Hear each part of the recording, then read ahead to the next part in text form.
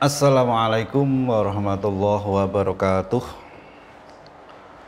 A'udzubillahi minasyaitonirrajim. Bismillahirrahmanirrahim. Alhamdulillahirabbil alamin wa bi nasta'inu ala umurid dunya waddin. Allahumma shalli ala sayyidina Muhammad wa ala alihi wa sahbihi ajmain. Qala awwalu ma yuhasabu bihi abdu yaumal qiyamati shalah fa in salahat salaha lahu sairun amalihi wa in fasadat fasada sairu amalihi. Para pemirsa yang dirahmati Allah, yang pada hari ini mari kita bersyukur, mari kita ucapkan terima kasih kita kepada Allah Subhanahu wa Ta'ala yang telah memberikan kesempatan kita untuk melaksanakan puasa pada hari ini. Banyak orang yang masih hidup sampai saat ini namun tidak bisa melaksanakan perintah Allah. Banyak orang yang sempat melaksanakan puasa tetapi tidak bisa puasa. Jadi dengan kita diberinya kesempatan untuk melaksanakan puasa pada hari ini, kita pantas mengucapkan syukur alhamdulillah dan melaksanakan ibadah-ibadah sunnah yang lainnya dengan sebaik-baiknya. Pada kali ini kita akan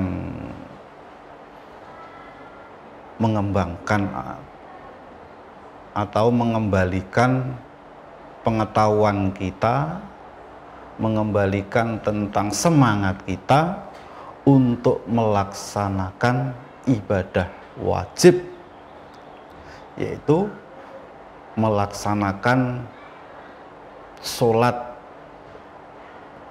yaitu dengan tema ayo semangat sholat subuh. Mengapa kita perlu membicarakan itu? Karena sholat subuh adalah sholat yang sangat berat sekali dilakukan, meskipun jumlahnya hanya 2 rakaat. Namun di situ ada beberapa hal yang menyebabkan kita sering terlena atau sering meninggalkan sholat subuh dengan aturan-aturannya yang benar. Karena satu, saat itu kita masih tidur. 2, yang jelas lelah. Ketiga, males. Nah, beberapa contoh yang menjadi penghalang pelaksanaan sholat subuh itu harus kita gempur, harus kita serang dengan kita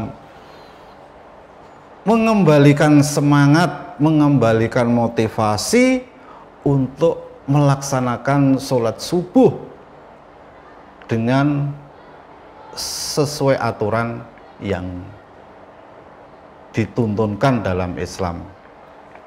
Sebelumnya kita mengetahui dulu syarat wajib sholat 5 waktu. Apa yang disyaratkan? 1, yang diperintahkan sholat itu hanya orang Islam. Selain orang Islam tidak diperintahkan atau tidak terkena perintah untuk melaksanakan sholat 5 waktu itu. Yang kedua, ketika melaksanakan sholat harus suci dari hadas kecil maupun hadas besar dengan cara melaksanakan wudhu, melaksanakan tayamum atau mandi wajib, atau dengan dikenal dengan istilah toharoh, yaitu bersuci. Yang ketiga itu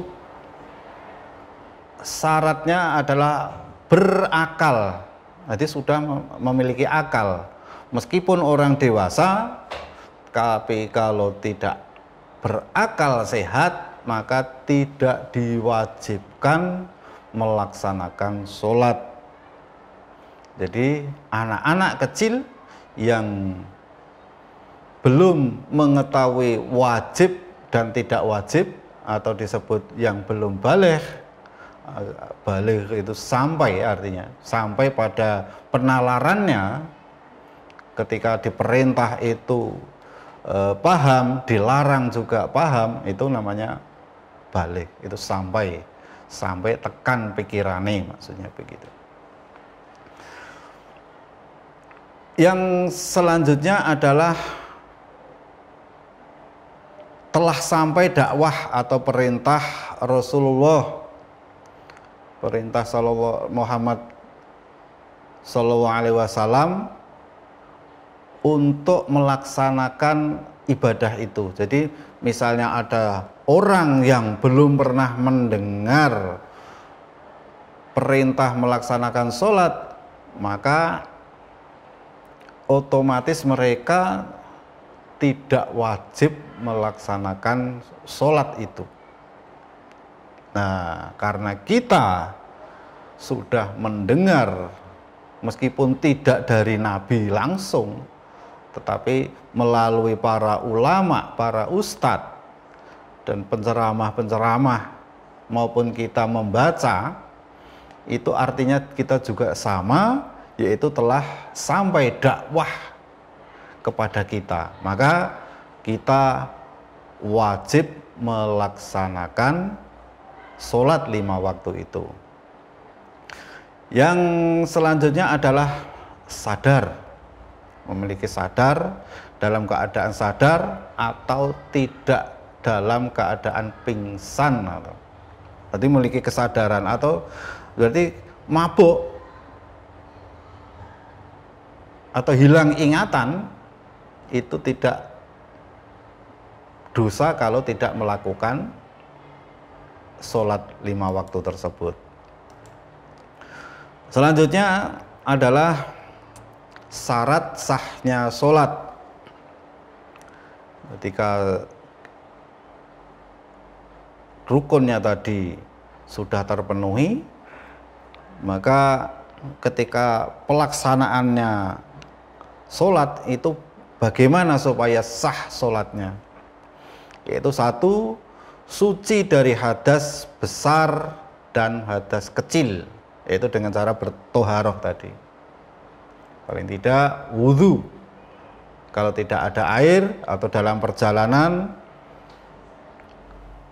ketika sudah masuk waktu sholat, misalnya naik kereta api yang dalam jangka waktu yang lama sekali, atau naik bis umum yang tidak bisa turun di sembarang tempat, maka sholat tetap wajib dilakukan.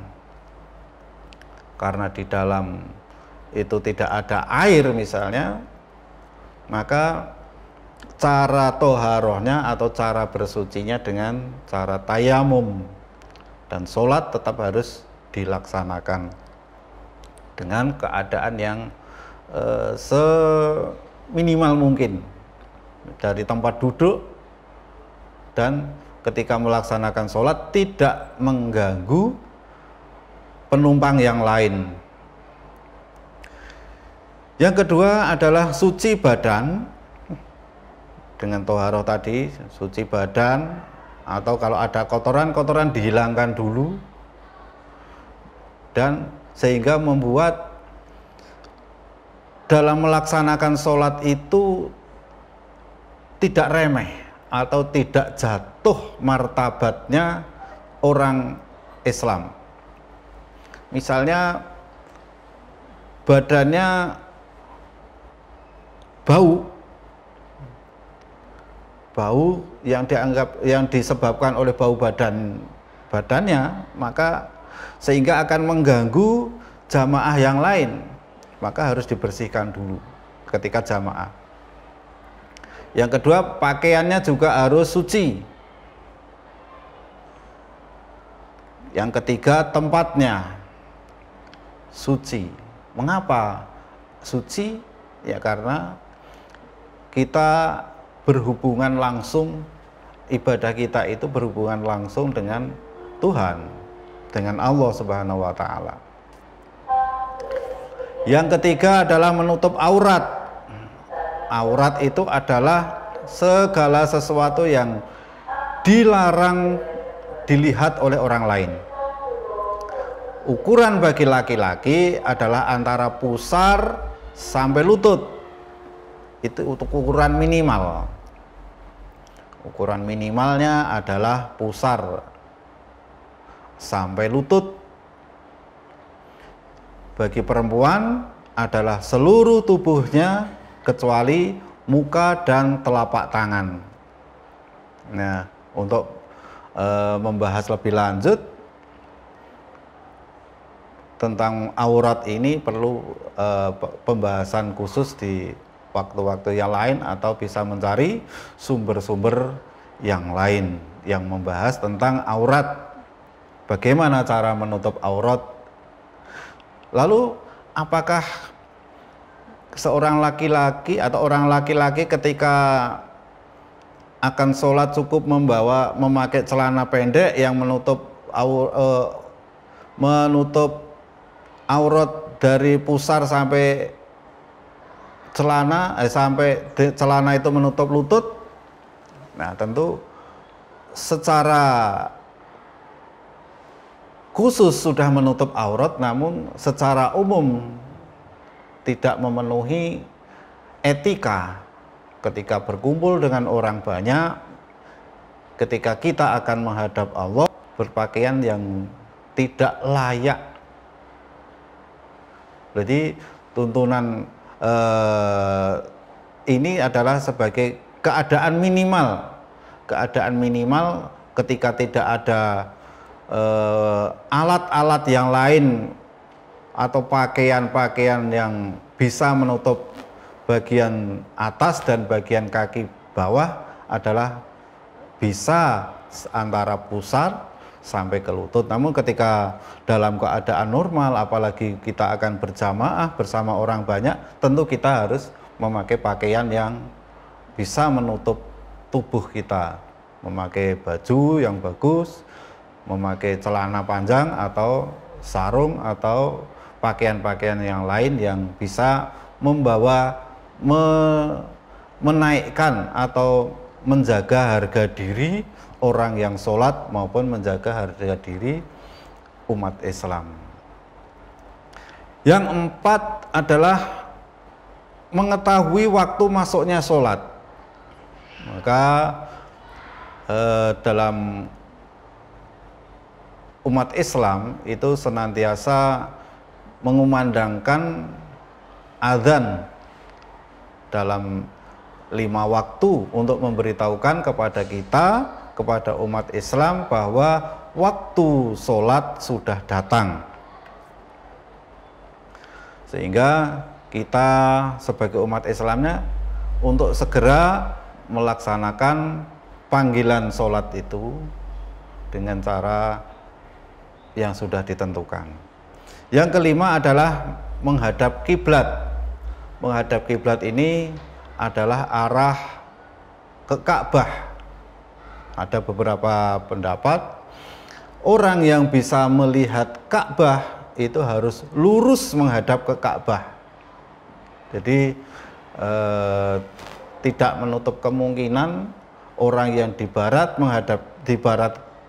Ka'bah akan menghadap ke timur, karena akan meluruskan arah sholatnya ke arah Ka'bah.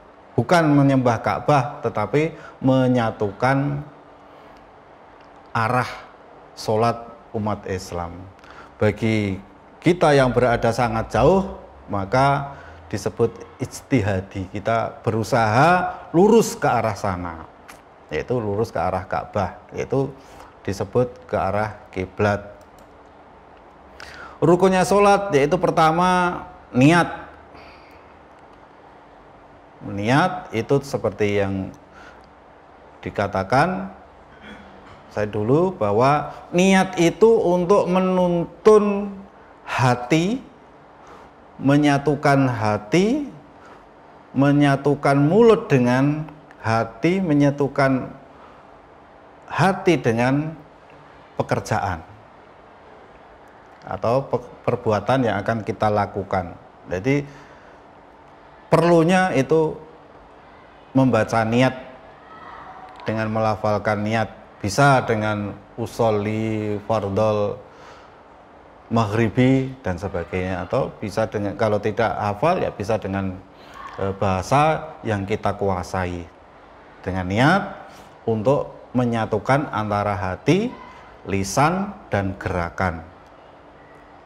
Yang kedua adalah berdiri apabila mampu. Bagi orang-orang yang masih sehat, segeralah sholat, tetaplah sholat kapanpun dan dimanapun, segera lakukan sholat, mumpung kalian masih sehat.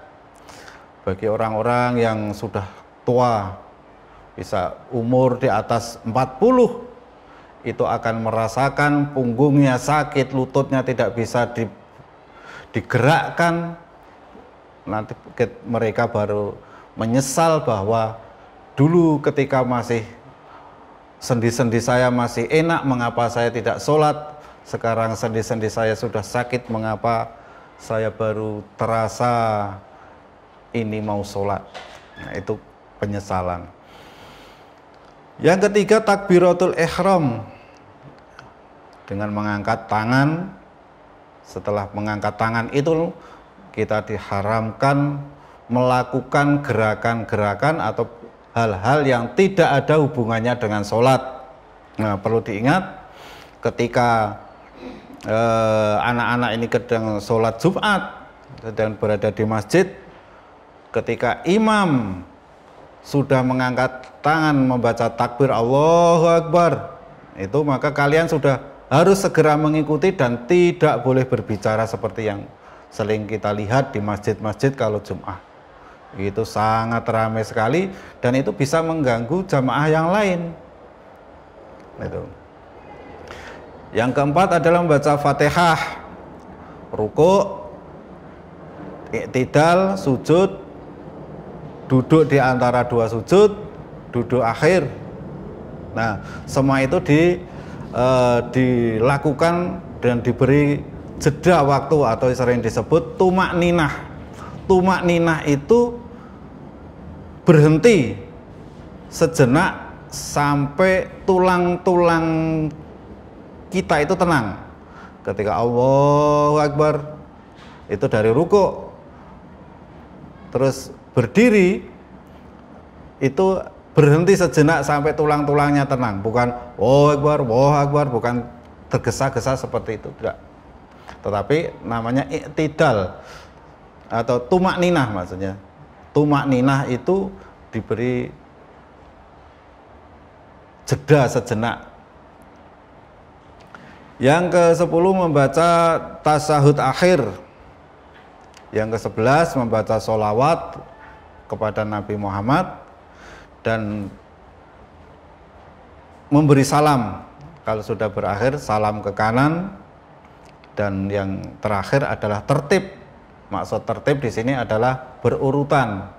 Tidak boleh misalnya berurutan tahiyat akhir dulu atau Fatihahnya setelah membaca tahiyat akhir, tidak bisa. Nah, harus urut seperti yang telah dituntunkan. Nah, sekarang kita memasuki pada apa itu sholat subuh. Sholat subuh itu merupakan salah satu dari 5 sholat 5 waktu yang diwajibkan. Pelaksanaannya pada saat fajar. Kapan fajar? Yaitu ketika, kalau bisa kita melihat, itu ketika di ufuk timur, di langit sebelah timur sudah nampak ada cahaya merah, cahaya matahari yang merah yang di langit, tetapi matahari belum muncul. Nah, batasannya ketika kita sudah melihat langit berwarna merah, namun belum sampai akhirnya itu adalah terbitnya matahari itu sendiri. Nah, sehingga waktunya sangat pendek sekali. Maka waktu yang pendek itu harus kita manfaatkan dengan sebaik-baiknya. Mengapa kita perlu melaksanakan atau tertib dalam sholat subuh gitu? Motivasinya ini. Manfaat dari sholat subuh itu sendiri diantara satu penyebab masuk surga. Dalam sebuah hadis yang diriwayatkan oleh Bukhari, barang siapa yang mengerjakan sholat bardain. Sholat bardain itu adalah sholat asar dan sholat subuh, maka dia akan masuk surga.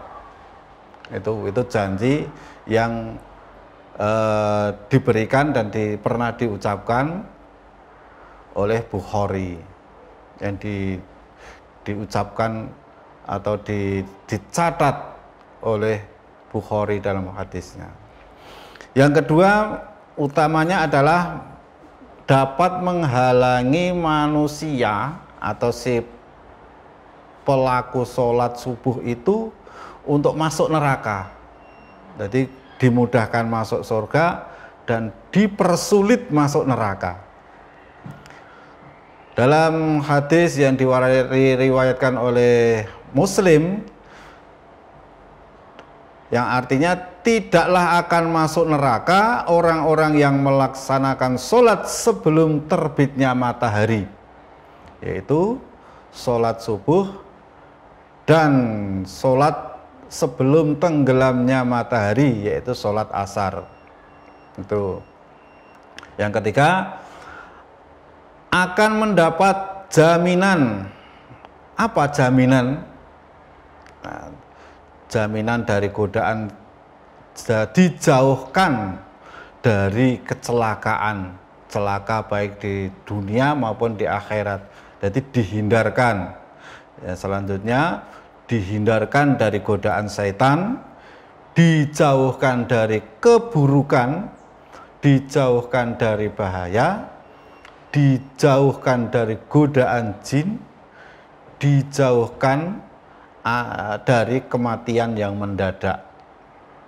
Itu jaminan yang diberikan pada orang yang sholat subuh sesuai waktunya.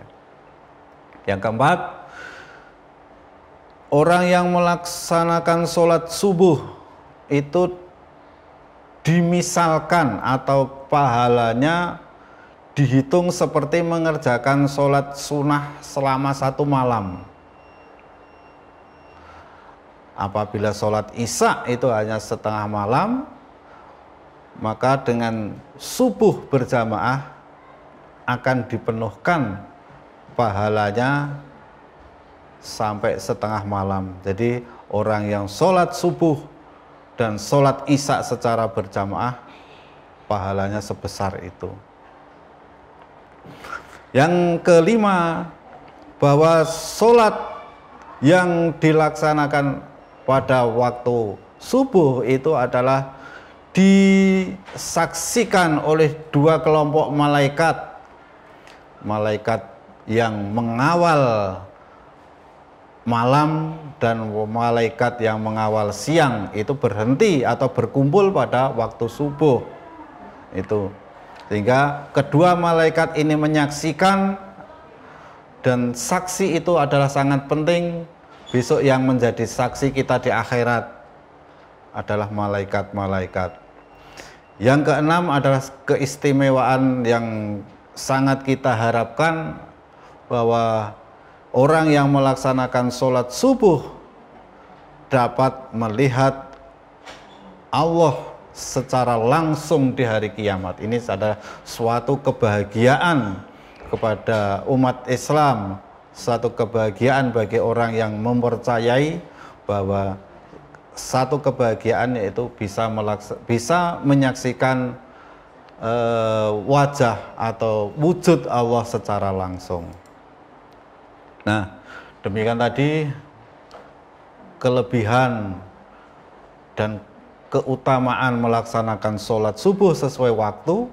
Semoga dengan pembicaraan singkat kita kali ini kita termotivasi untuk kembali meningkatkan kualitas ibadah sholat subuh kita, tidak sampai terlambat